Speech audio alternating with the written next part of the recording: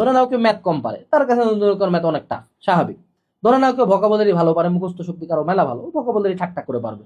কারো মুখস্থ শক্তি দুর্বল, সে অত বেশি পারবে না।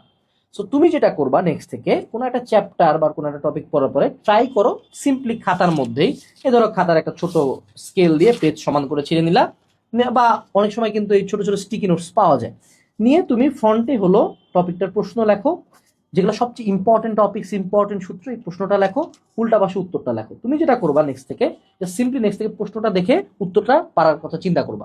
তুমি যদি না পারো, তুমি তো উত্তর দেখতেই পারবা। এবং আমরা চাই যাতে না পারি, পারলে তো আলহামদুলিল্লাহ ভালো, না পারলে কি, এই যে আমার এখানে উত্তরটা দেখে রিভাইজ হয়ে গেল।